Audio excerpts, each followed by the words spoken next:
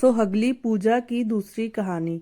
एक राजा थे जो अपनी बेटी की शादी बहुत धूमधाम से किए, बहुत सारा सामान दिए। फिर विदाई हुई तो राजा मंत्री से बोले, जाओ कुछ दूर तक छोड़कर आ जाओ। जाते जाते रात हो जाती है। सब बोलते हैं यहीं तंबू तान लेते हैं, पड़ाव डाल लेते हैं, सुबह होगा तो जाएंगे। तंबू तानने लग गए। सब कुछ तो हो गया, लेकिन हाथी घोड़ा किसमें बांधे? तो सब बोलने लगे, इतना सब कुछ तो दिए राजा साहब, लेकिन हाथी घोड़ा बांधने के लिए खूंटा तक नहीं दिए। तो क्या दिए? सारे मंत्री सुन रहे थे पर शांत थे। सुबह हुई, मंत्री लोग अपने रास्ते चले गए, वो लोग अपने रास्ते चले गए। मंत्री जब पहुंचे तो राजा साहब ने पूछा, क्या हुआ? वह सब क्या बोल रहे थे? मंत्री बोले, सब ठीक था राजा साहब, लेकिन आप हाथी घोड़ा बांधने के लिए खूंटा नहीं दिए थे। वही बोल रहे थे कि इतना सब कुछ दिए पर हाथी घोड़ा बांधने के लिए खूंटा नहीं दिए। तो क्या दिए? राजा साहब यह बात सुने तो उन्हें बहुत क्रोध आया और उन्हें दुख भी हुआ कि इतना सब कुछ दिए, उसका कुछ नहीं, लकड़ी का खूंटा नहीं दिए, उसके लिए सब बोलने लगे। राजा बोले, आज के बाद हमारे राज्य में लड़की नहीं होनी चाहिए, होगी तो उसे मरवा दिया जाएगा।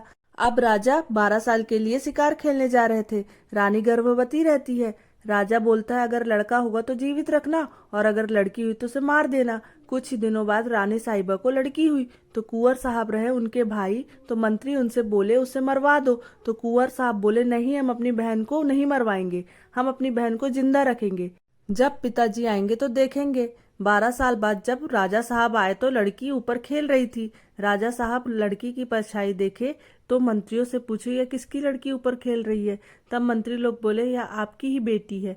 राजा बोले, किसकी आज्ञा से यह अभी तक जीवित है? मंत्री बोले, कुंवर साहब की आज्ञा से। तब राजा साहब कुंवर साहब को राज्य में न आने के लिए सूचना जारी कर देते हैं। कुंवर साहब शिकार खेलकर आते हैं तो देखते हैं उनके नाम से सूचना है।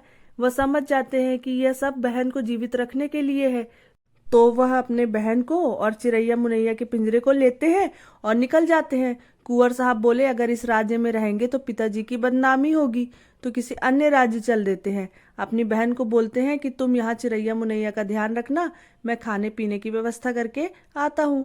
लड़की छोटी सी तो थी, खेलने में व्यस्त हो गई तो चिरैया मुनैया मुरझा गई। लड़की देखी तो रोने लग गई, बोली, पिताजी निकाले तो भाई के साथ आई हूँ, भाई निकालेगा तो कहाँ जाऊंगी? ऐसे करके खूब रोने लग गई। तभी अवसान माता बुढ़िया के रूप में आई और बोली, क्या हो गया बेटी, क्यों रो रही हो? तो उसने अपनी सारी कहानी बताई। माता बोली, ठीक है, तुम 7 सोहगली बद दो, तुम्हारी चिरैया मुनैया ठीक हो जाएंगी। तभी वह लड़की आंख बंद करके बदने लग गई तो अवसान माता चली गई। यह नहीं बताई कि इसमें फूटा चना लगेगा। उसके बाद जब भाई आया तो उसको सब बात बताई। बोली, एक माता जी आई थी और बोली, सोहगली बद दो, तो मैं बद दी। तो भाई शहर गया और शहर से चना ले आया और बहन सोमवार के दिन 7 लोगों को बद दी। सब औरतें बोलने लगी, यह चना तो कच्चा है, फूटा चना लगता है। तो फिर वह बाहर जाकर बैठ जाती है और कहती है, जो पहले निकलेगा उसको बोलूंगी कि चना फुड़वा दो। पहले हल वाले निकलते हैं, उससे बोलती है, भैया भैया मेरा चना फुड़वा दो। तो वह हल वाला कहता है, जब तक मैं तेरा चना फुड़वाऊंगा तब तक 4 हरैया जोत लूंगा। एक बारात निकलती है, उससे बोलती है कि भैया भैया मेरा चना फुड़वा दो। तो बाराती बोलते हैं, जब तक हम तेरा चना फुड़वाएंगे तब तक हमारी बारात निकल जाएगी। ऐसा कहकर उन लोग चले जाते हैं। कुछ देर बाद मुर्दा को लिए कुछ लोग निकलते हैं। वो उनसे कहती है, भैया भैया मेरी सोहगली भूखी बैठी है, मेरा चना फुड़वा दो। तो उन लोग कहते हैं, इसको कुछ लग नहीं रहा है, हमारा आदमी मरा पड़ा है, इसको अपने चना की पड़ी है। उसमें से एक आदमी कहता है, लगता है इसको हमसे भी ज्यादा जरूरत है, जाओ जाके सबको पीपल के पेड़ के नीचे रख दो और नहा धोकर चना फुड़वा दो। जैसे जैसे उसका चना फूटता जाता है वह मुर्दा धीरे धीरे हिलने लगता है और राम राम कहकर उठ जाता है। और जो लोग उसको मना किए थे उनका दूल्हा मूर्छित हो गया और बैल पछाड़ खाकर गिर जाते हैं। सब बोलते हैं, क्या जादू टोना कर दी है, हमारे बैल पछाड़ खाकर गिर गए और हमारा दूल्हा मूर्छित हो गया। और इन लोग कहते हैं कि क्या चमत्कार कर दी हो बेटी, हमारा मुर्दा जिंदा हो गया। लड़की बोलती है, मैं कुछ नहीं जानती, जाने अवसान माता, आप लोग भी सुहागली बद दो तो सब ठीक हो जाएगा। इस प्रकार से लड़की की खूब प्रशंसा होने लगी। और यह बात जब राजा तक पहुंची, राजा बोले, पता लगाओ कि कौन है ये लड़का लड़की जिसकी इतनी प्रशंसा हो रही है।